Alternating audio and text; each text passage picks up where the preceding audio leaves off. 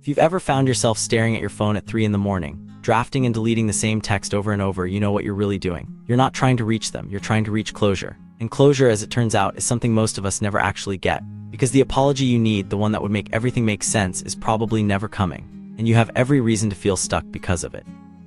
Research shows that unresolved emotional closure is one of the primary factors that keeps people psychologically tethered to past relationships, sometimes for years. The brain craves narrative completion. It wants the story to have an ending that makes sense. But what happens when the person who owes you that ending has already moved on, or worse, doesn't even think they did anything wrong? Here at Psych2Go, we talk a lot about healing and moving forward, but today we're doing something different. We're naming the thing that keeps you up at night, the apology you'll never hear. Because sometimes the most healing thing we can do is stop waiting for someone else to give us permission to let go. So based on psychological research, real stories from our community, and the patterns that show up again and again in therapy rooms and late-night conversations, here's what that apology would sound like if it ever came. And more importantly, here's how to give it to yourself. Number 1, I'm sorry for making you feel crazy. This is the big one. Gaslighting, dismissing your feelings, rewriting history until you questioned your own memory. You'd bring up something that hurt you and they'd twist it until somehow you were the one apologizing. You weren't crazy, you were being systematically invalidated. And that does something to a person. It makes you doubt your own reality. Studies on emotional abuse show that this kind of psychological manipulation can have long-term effects on self-trust and decision-making. You deserve to have your feelings acknowledged, not weaponized against you. Number 2, I'm sorry for the silent treatment. The days or weeks of cold silence after a disagreement, not because they needed space, but because they knew it would hurt you. Stonewalling is one of the most damaging relationship behaviors according to research by relationship expert John Gottman. It's emotional abandonment disguised as self-control. You didn't deserve to be punished with silence. You deserved communication even when it was hard, especially when it was hard. Number 3, I'm sorry for the breadcrumbs. The just enough attention to keep you hoping, but never enough to actually commit. The late-night texts that felt like connection but led nowhere. The plans that were always maybe, never definite. You were left in a constant state of uncertainty, which research shows activates the same reward centers in the brain as gambling. You became addicted to the possibility of them, not the reality, and they knew it. You deserve consistency, not crumbs. Number 4, I'm sorry for making promises I never intended to keep. The future they painted, the life you planned together, the person they swore they'd become. All of it was a beautiful story that existed only in words. Future faking is a real manipulation tactic, whether conscious or not. Keeps you invested in a version of the relationship that will never exist. You didn't deserve to build your hopes on someone else's empty promises. You deserved honesty, even if it hurt. Number 5, I'm sorry for comparing you. To their ex, to their friends, to some impossible standard you could never meet. Every comparison was a small paper cut that eventually bled you dry. You twisted yourself into shapes trying to be enough, never realizing that the problem wasn't you, it was them. Research shows that constant comparison in relationships erodes self-esteem and creates anxiety. You deserve to be loved as you were, not as a rough draft of someone else's fantasy. Number 6, I'm sorry for the double standards, the rules that applied to you but never to them. You had to check in constantly, but they disappeared for hours. You had to explain every friendship, but their boundaries were sacred. You had to prove your loyalty while theirs was always assumed. This kind of inequality creates resentment and confusion. You start to believe that love means accepting less than you give.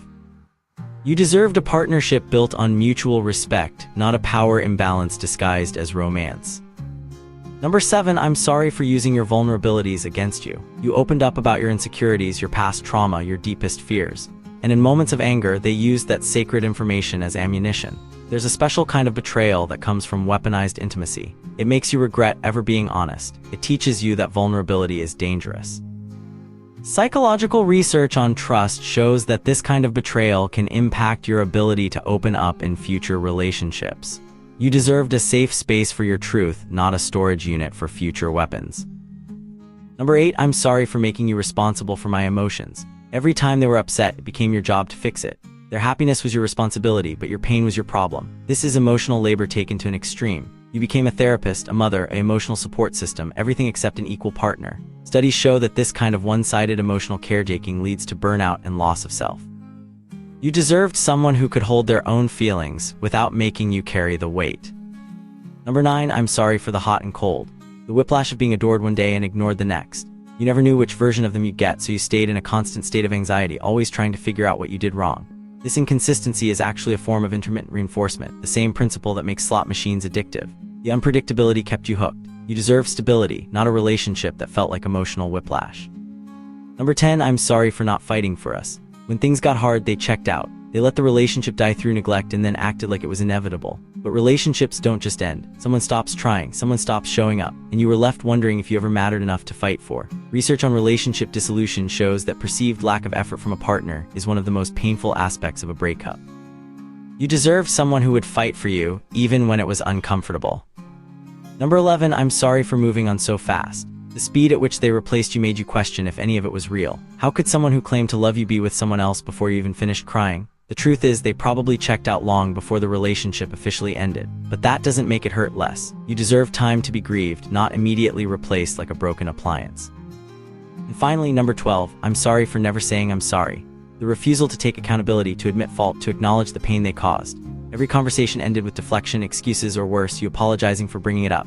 This might be the wound that never closes, because without acknowledgement, there's no validation, no closure, no proof that what you experienced was real. Studies on conflict resolution show that genuine apologies are crucial for healing. Without them, you're left holding pain that was never truly witnessed. So here's the hard truth. You're probably never going to hear these words from them, and waiting for that apology is like waiting for rain in a drought. It might come eventually, but you'll die of thirst before it does. The question isn't whether they'll ever apologize. The question is, how long are you willing to let their silence control your healing? Here's what you do instead. First, you write the apology yourself. Literally, sit down and write out everything you needed to hear. Don't hold back. Make it as detailed and specific as you need. This isn't about them anymore. This is about you witnessing your own pain. Research on expressive writing shows that putting traumatic experiences into words helps the brain process and integrate them. You're not being dramatic, you're being human. Second, you give yourself permission to grieve what you didn't get. Closure isn't something someone gives you, it's something you create for yourself. Mourn the apology that never came. Mourn the relationship you thought you had. Mourn the person you thought they were. Grief is not weakness, it's the price of having loved at all. Third, you practice radical acceptance. This doesn't mean what they did was okay. It means accepting that it happened, that they are who they are, and that waiting for them to change or acknowledge it is keeping you stuck. Acceptance is not forgiveness. It's freedom. It's saying, I don't need you to validate my experience for it to be real. And finally, you become the person who apologizes to you. Tell yourself, I'm sorry I let someone treat me that way. I'm sorry I didn't leave sooner. I'm sorry I made myself small to make them comfortable. This isn't about blame. This is about taking your power back. You can't control whether they ever see what they did, but you can control whether you keep waiting for them to. The apology you need isn't coming, but your healing doesn't require their participation. You are not half a story waiting for them to write the ending. You are the author, the narrator, and the hero. And the next chapter starts the moment you stop waiting for their words and start trusting your own.